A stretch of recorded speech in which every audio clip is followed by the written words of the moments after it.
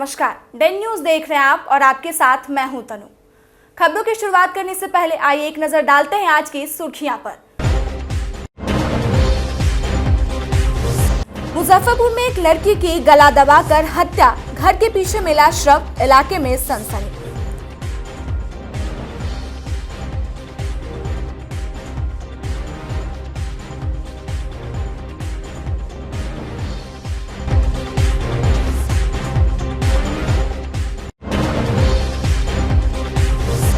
Train से कटकर छात्रा की मौत, गुस्साए लोगों ने किया रेलवे ट्रैक को जाम।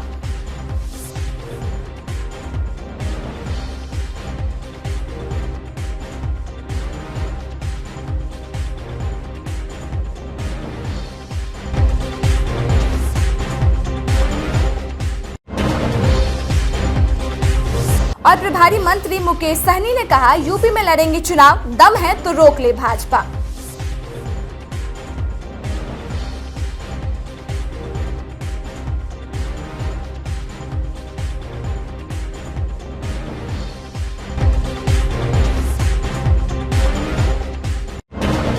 और ये थी आज की सुर्खियां और अब खबरें विस्तार से।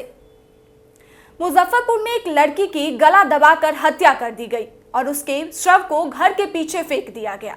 घटना पियर थाना इलाके के बगाही गांव की है। इस वारदात के बाद गांव में तरह तरह के चर्चे हैं। घटना बुधवार की देर रात की है। मृतका की पहचान उसी गांव के किशोरी शाह के 17 वर्षीय पुत्री टुन्नी कुमारी के रूप में हुई है। उसके पिता किशोरी शाह मेहनत मजदूरी कर परिवार का भरण पोषण करते हैं। घटना की सूचना मिलने पर पियर थानेदार रवि गुप्ता दल बल के साथ मौके पर पहुंचे। छानबीन करने के बाद शव को गुरुवार को पोस्टमार्टम के लिए एसकेएमसीएच भेज दिया। मृत किशोरी के पिता से पूछताछ की गई। उन्होंने बताया कि पट्टीदार से उनका वर्षों से जमीन को लेकर विवाद चल रहा है। इसी रंजिश में बेटी की हत्या कर दी गई है। पुलिस ने त्वरित कार्रवाई करते हुए मामले में शिवचंद्र शाह, उनकी पत्नी और बेटा अभिनय को गिरफ्तार कर लिया। लड़की के मामा अवधेश शाह ने बताया कि बुधवार रात पड़ोस में तिलक समारोह था। लड़की वाले अपने घर से खाना बनाकर वहीं पे गई थी, लेकिन काफी देर बाद भी घर नहीं लौटी। परिजन को चिंता हुई तो खोजबीन शुरू हुई। देर रात उसका शव घर के पीछे एक खेत में फेंका हुआ मिला। इसके बाद गांव में सनसनी फैल गई। काफी संख्या में लोगों की भीड़ मौके पे जुट गई। मृतका के मामा ने बताया कि टुन्नी 4 बहन और 2 भाई है। 3 बहन और 1 भाई की शादी हो चुकी है। सभी बाहर रहते हैं और छोटा भाई भी दूसरे प्रदेश में रहकर काम करता है। परिवार के लोग टुन्नी की शादी करने के लिए तैयारी कर रहे थे, इसलिए लड़का देखा जा रहा था। नए साल में उसकी शादी करने वाले थे। इसके बाद छोटे भाई की भी शादी होती, लेकिन इससे पूर्व इस घटना ने पूरे परिवार में खुशी के माहौल को मातम में बदल दिया है। उधर आरोपी पक्ष का कहना है कि खुद मारकर शव को फेंक दिया गया है और साजिश के तहत फंसाया जा रहा है। वहीं इस घटना को लेकर गाँव में कई तरह के चर्चे भी चल रहे हैं। वहीं पुलिस इस मामले को प्रेम प्रसंग से भी जोड़कर जांच कर रही है। घटना बड़ी बुरी तरह से है। दर्दनाक घटना है। जवान लड़की है और मौत के मुंह में झोंकने वाला शिवचंद्र शाह, सब प्राणी मिल करके उसको मार दिया। और ज़मीनी विवाद का कारण ये सब है, जो गार्जियन से झंझट हुआ और गुस्सा बच्चे के ऊपर में निकाल दिया। लाश कहाँ मिला? लाश उसी के खेत में, अपना घर के पीछे उसी का खेत पड़ता है। उसी खेत में जो है वो केला का बगीचा है, उसी बगीचा में गिरा हुआ था। पूरा बदन के अंदर लीची का पत्ता लगा हुआ है, मिट्टी लगा हुआ है। थाना प्रभारी महोदय ने वो पूरा चेकअप किए, कपड़ा हटा के, तो वही खाली लीची का पत्ता, मिट्टी सब नज़र आता था। किस पर आरोप है? आरोप है शिवचंद्र शाह, उस लड़की के चाचा हुए। पुराने में वो अपने एक खानदान के ही हैं। उसी पे आरोप जी। काहे मारा वो ज़मीनी विवाद के कारण, गार्जियन से झंझट होने के कारण उस पर नहीं सका तो बच्चे को है जो लपेट दिया इसमें। शोभा देवी किशोरी शाह गला दबा के मारा है। तो खुद मारा? खुद अपने मारा है। हम लोग का निर्दोष में फंसा दिया गया है। काहे फंसा रहा है आप लोग को? वो जमीन के झंझट के लेके फंसाया गया है। मुजफ्फरपुर समस्तीपुर रेलखंड स्थित ढोली स्टेशन के समीप गुमटी नंबर 78 पर गुरुवार को ट्रेन की चपेट में आने से एक छात्रा की मौत हो गई। वह स्कूल से लौटकर अपने घर जा रही थी, तभी घटना घटी। मृत छात्रा की पहचान सकरा थाने की महदीपुर की 13 वर्षीय नैन्सी कुमारी के रूप में हुई है। उसका शव 2 घंटे तक उसी तरह ट्रैक पर पड़ा रहा। पुलिस और जीआरपी सीमा विवाद में उलझे रहे। इससे समस्तीपुर रेलखंड पर ट्रेनों का आवागमन भी बाधित हुआ। घटना से गुस्साए स्थानीय लोगों ने हल्ला हंगामा करते हुए प्रदर्शन करना शुरू कर दिया। इसकी सूचना जब जीआरपी को मिली तब जाकर मौके पे पहुंचकर उसका शव कब्जे में लिया। सकरा पुलिस ने भी मौके पे पहुंचकर आक्रोशितों को समझाकर शांत कराया। शव को पोस्टमार्टम के लिए भेजने की कवायद की जा रही है। गेटमैन सुशील कुमार यादव ने बताया कि मालगाड़ी खड़ी थी। इसी दौरान बच्ची उस मालगाड़ी को पार कर जैसे ही ट्रैक पार करने वाली थी तभी मुजफ्फरपुर की तरफ से आती हुई ट्रेन की चपेट में वह आ गई। इससे उसकी मौके पे ही मौत हो गई। उसके शरीर के चिथड़े उड़ गए। घटना के बाद काफी संख्या में आसपास के लोगों की भीड़ उमड़ पड़ी। इसी में एक व्यक्ति ने उसकी पहचान भी की, जिसके बाद उसके परिजन को सूचना दी गई। जैसे मालगाड़ी थी खड़ी, 2 नंबर मालगाड़ी थी, वो उधर से जा रही थी, हम देखे नहीं। जो मालगाड़ी था ना, आगे से वो इंजन के नज़दीक से वो पार कर रही थी, तो उधर से 55-49 आ गया। 55-49 आया, वही पार किया, वही पकड़ लिया। हमको भी पता नहीं था। चालक जो थे 55-49 के, वो है सो स्टेशन में बताए।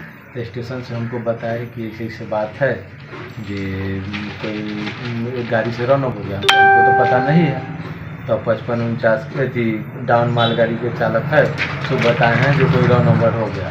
तो बोले जाके देखिए। तो हम भी है सो उसी इंजन से जाके, इंजन के आगे से जाके घूम के देखे, तो देखे जो हाँ एक बच्ची रन ओवर हो चुकी है। कितना उम्र रहा होगा बच्ची का? उम्र वही उसका लगभग 12 साल उम्र था। कहाँ जा रही थी वो? स्कूल जा रही थी। काम नहीं थे वो। अच्छा, वो ले जा रहा था, लेकिन तब 100 आदमी था बताई।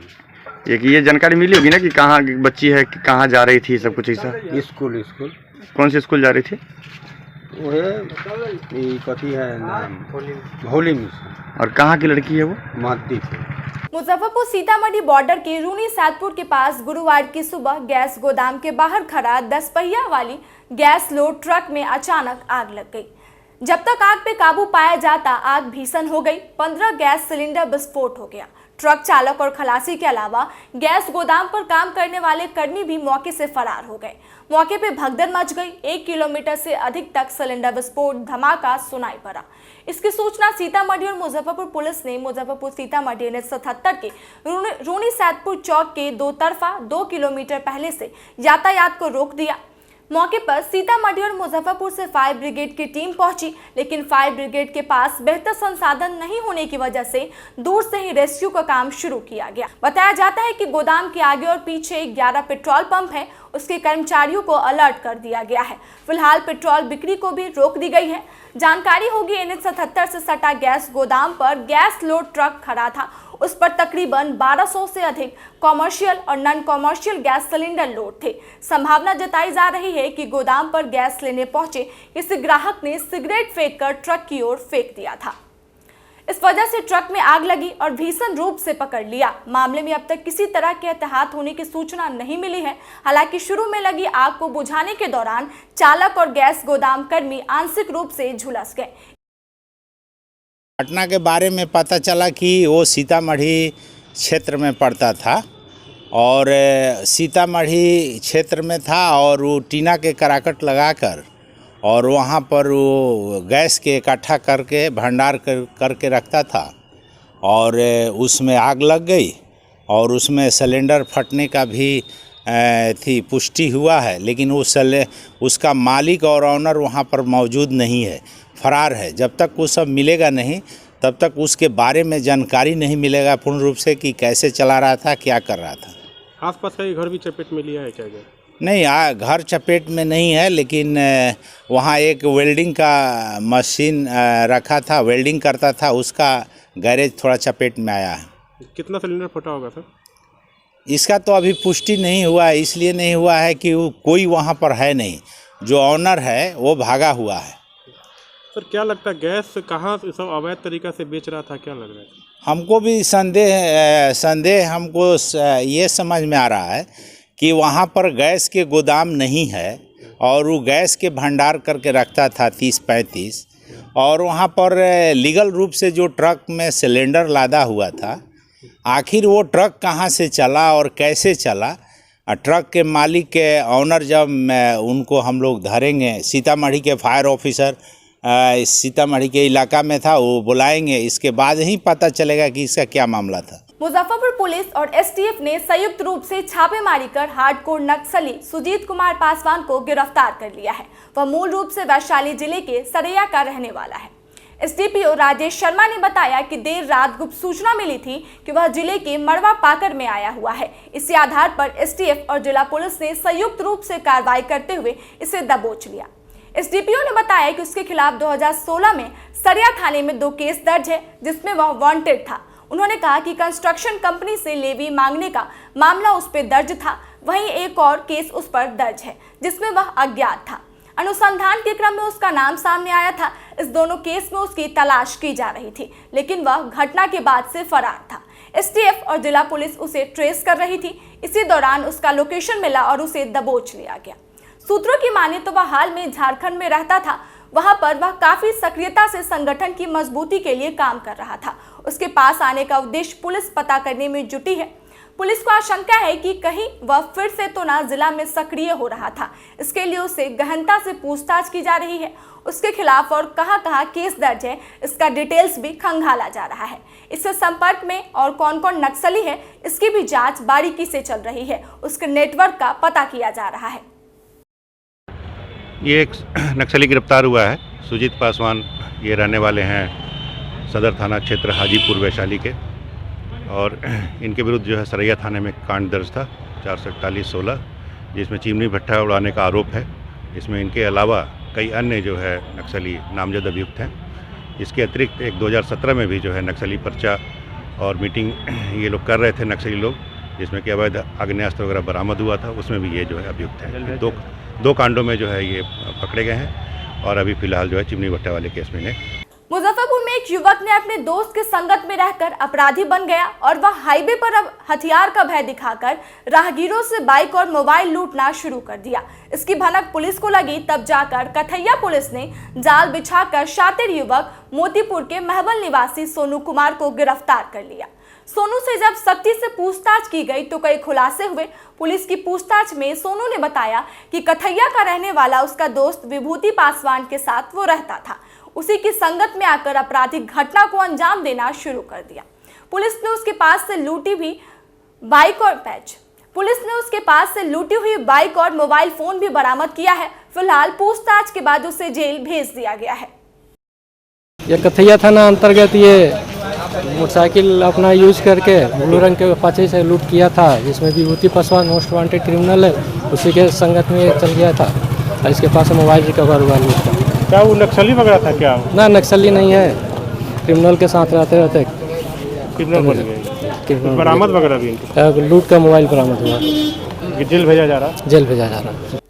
यूनाइटेड फार्मर बैंक यूनियन के आह्वान पर बैंकिंग संशोधन बिल 2021 के विरोध में गुरुवार से बैंक कर्मी 2 दिन हड़ताल पे चले गए हैं। बैंक बचाओ देश बचाओ के नारे के साथ बैंक कर्मियों ने बैंक शाखाएं बंद करने के विरोध प्रदर्शन किया। इसी बीच ग्राहकों की परेशानी बढ़ गई है। एटीएम सेवा पर भी असर पड़ा है।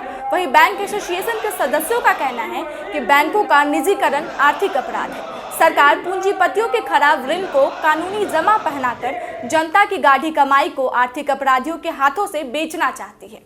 पूंजीपतियों द्वारा लिए गए खराब ऋण के प्रोविजन के कारण ग्राफ प्रॉफिट से नेट प्रॉफिट कम हो जा रहा है। बैंकों के निजीकरण से बैंक लोन पर ब्याज बढ़ेगा।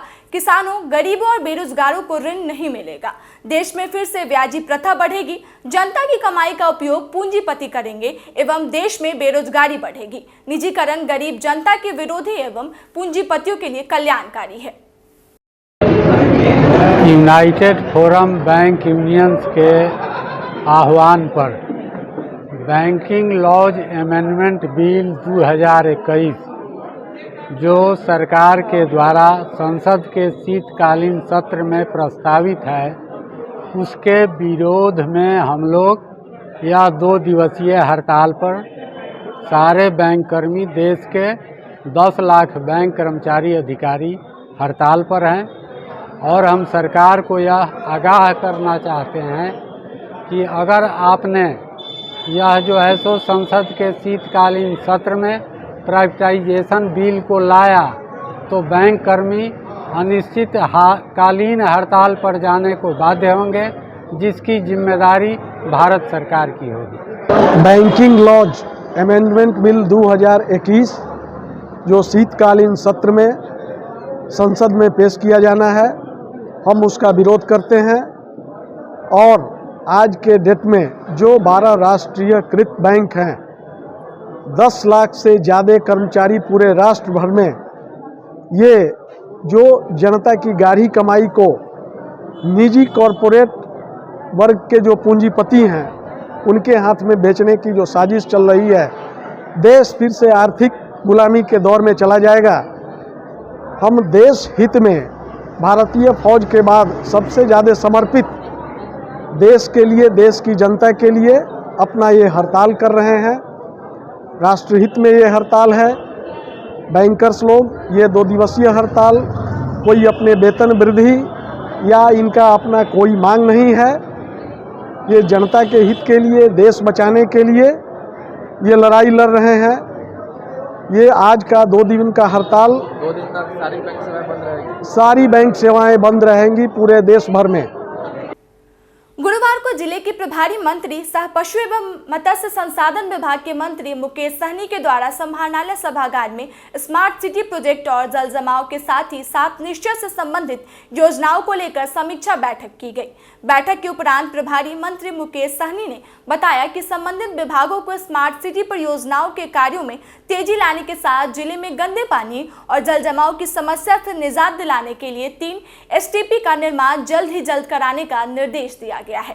साथ ही उन्होंने बताया कि युवाओं के रोजगार के लिए सरकार कृत संकल्प है, जिसके तहत डेयरी, मत्स्य और रोजगार के नए सृजन को लेकर भी अधिकारियों को कई प्रकार के निर्देश दिए गए हैं। विशेष तौर पे हमने आज समीक्षा किया कि स्मार्ट सिटी जो मुजफ्फरपुर को बनना है, इसमें थोड़ा विलम्ब हो चुका है, लेकिन हम लोगों ने अभी हमने देखा, सारा डिटेल में हमने यहाँ पे सारे अधिकारी के साथ हमने ब्रीफ करवाया, जिसमें बहुत ऐसे काम है जो हम लोगों ने स्टार्ट कर दिया। किसी का 5% प्रोग्रेस है तो किसी का 25% प्रोग्रेस है, लेकिन काम चालू हो गया है। तो जितना ही लेट हुआ उतना ही जल्दी हम लोग काम करने का टारगेट रखे हैं कि समय रहते हुए पूरा कर लेना है। और मैक्सिमम 90%, 85% के आसपास हम लोगों ने जो भी काम था वो टेंडर के माध्यम से निपटा, और सब ऑलरेडी प्रक्रिया पूर्ण हो चुका है, डिजाइन फाइनल हो चुका है, जितने भी समय लगना था वो लग चुका है। ये सही है कि थोड़ा विलम्ब हुआ, लेकिन आने वाले समय में समय रहते हुए सारा ये चीज़ें हम लोग कंप्लीट कर लेंगे। उसके अलावा विशेष तौर पे हमने जल जमाव को लेके मुजफ्फरपुर में आप सभी को पता है कि विशेष उस पर ज़्यादा समस्या खरा उत्पन्न होता है, तो उस पर भी हमने समीक्षा किया है। उस पर भी 22 किलोमीटर लंबा जो टनल बनाना है वो उस पर भी काम चालू है, और उसको कनेक्टिंग के लिए भी जो काम करना है फेज़ 2, उस पर भी हम लोगों ने बहुत सारा बात कर लिया है, जो मुझे लगता है कि अगले बारिश तक 60% इशू जो है वो सॉल्व हो जाएगा। और मुझे लगता है कि 23 तक हम लोग 90% प्रॉब्लम सॉल्व कर लेंगे। तो उस पर भी विशेष सरकार का, जिला प्रशासन का, एज ए प्रभारी मंत्री होने के नाते मुझे भी पूरा ध्यान है कि मैं समय रहते ये सारे समस्या को दूर कर दे, क्योंकि राज्य के लिए हम लोगों को मौका मिला काम करने के लिए, और मजबूती से हम लोग हमेशा मुजफ्फरपुर से मुझे बहुत ज़्यादा लगाव रहा। हमेशा मुजफ्फरपुर के लिए हमेशा हमने सोचा उसके लिए बेहतर काम करें। तो इसके लिए मैं प्रभारी मंत्री हूँ, तो मेरा दायित्व बनता है कि इस ज़िला में जो भी समस्या है, कठिनाई, वो सारी चीज़ को समय रहते हुए दूर करेंगे। और बहुत सारा हम लोग पटना में रह के भी विभाग के जरिए हम लोग काम कर रहे हैं, जो खास करके बिहार में जो सरकार का जो लक्ष्य है कि 19 लाख युवा को रोज़गार देना, तो उस पर भी हम लोग, हमारी सरकार, हम लोग काम कर रहे हैं, जिसके लिए आने वाले समय में मुजफ्फरपुर में भी विशेष काम दिखेगा कि इसमें बेहतर युवा के लिए हम लोग काम कर रहे हैं, खास करके मेरे विभाग से। तो ये सारी चीज़ें पे काम करेंगे, और बाकी ज़िला में जो भी सारी चीज़ें हैं उस पर हमने समझा, और जो जहाँ जो कठिनाई है, कहीं पे कोई चीज़ में अप्रूवल या NOC लेना है तो उस पर भी हम लोगों ने आदेश कर दिया। कहीं पे कोई दिक्कत होगा तो हम अपने सहयोगी मंत्री से बात करके वो इशू को भी सॉल्व कर लेंगे। तो इस पर हम कंटिन्यूटी देख रहे हैं। बिहार में एनडीए की सहयोगी पार्टी विकासशील इंसान पार्टी भी यूपी विधानसभा चुनाव के मैदान में उतरने जा रही है। गुरुवार को मुजफ्फरपुर जिले में पहुंचे जिले के प्रभारी मंत्री मुकेश सहनी ने ऐलान किया कि उसके उम्मीदवार 165 सीटों पर अपनी किस्मत आजमाएंगे। आपको बता दें कि उत्तर प्रदेश में वीआईपी का अभी भी किसी भी दल के साथ गठबंधन भी नहीं है। विकासशील इंसान पार्टी यूपी में 165 विधानसभा सीटों पर चुनाव लड़ने जा रही है। मुकेश सहनी ने कहा कि वो आरक्षण नहीं तो गठबंधन नहीं के मुद्दे पर चुनाव लड़ेगी। उन्होंने कहा कि निषाद समाज को समुचित आरक्षण के लिए दिल्ली में भी हमारी पार्टी का सांसद होना जरूरी है। 25 सांसद के लक्ष्य के साथ हम आगे बढ़ रहे हैं। उन्होंने कहा कि बिहार के बाद यूपी में मजबूत होना जरूरी है, इसलिए यहाँ हम अपने संगठन को विस्तार दे रहे हैं। आप देखिएगा तो एक समय हमारा क्या वजूद था और आज क्या वजूद है। तो हम लोग संघर्ष करने वाले लोग हैं और संघर्ष करके बिहार में भी हमने जगह बनाया, लड़ाई लड़ रहे हैं। उसी तरीके से उत्तर प्रदेश में भी पार्टी को एस्टेब्लिश कर रहे हैं, पार्टी को विचारधारा को गांव-गांव तक हम लोग पहुंचा रहे हैं और हम लोग चाहेंगे कि हमारे भी वहाँ पे सत्ता पावर सिस्टम में रहे, ताकि हमारा जो विचारधारा है गरीब कल्याण का वो हम लोग निरंतर काम करें। तो ये सब तो और ये हर पार्टी का अधिकार है किसी भी राज्य में जाके चुनाव लड़ना। हमारी दोस्ती बिहार में एनडीए से है। माननीय मुख्यमंत्री श्री नीतीश कुमार जी के नेतृत्व में बिहार में हम लोग सरकार चला रहे हैं और मजबूती से हम लोग सरकार का पार्ट है। लेकिन मैं ये उम्मीद नहीं कर सकता कि ये दोस्ती हमारे उत्तर प्रदेश में भी हो। ये भारतीय जनता पार्टी को डिसाइड करना है कि किस तरीके से दोस्ती को आगे बढ़ाना है। मेरा तो एक ही मानना है कि जो हमारे मुख्य लड़ाई है कि निषाद को आरक्षण दिलाना, वो हमें कर दे तो हम तो वहाँ पे स्पष्ट है कि बेगर कंडीशन भारतीय जनता पार्टी को मदद कर देंगे। हमारी लड़ाई है कि दिल्ली हमारे लोगों को पहुंचाना है और हम अपने बेस को बनाना है। तो आज हमारे भले दोस्त है लेकिन हमारे काम तो नहीं कर रहे हैं।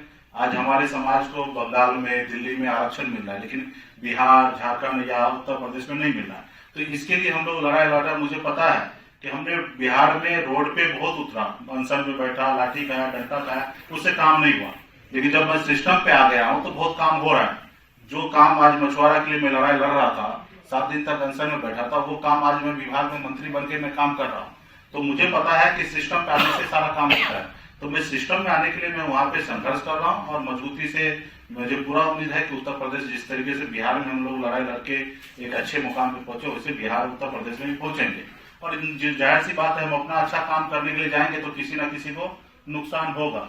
तो जिनको नुकसान होगा तो उनको थोड़ा सा तकलीफ होगा, तो वो अपनी बात अपने हिसाब से रख रहे हैं।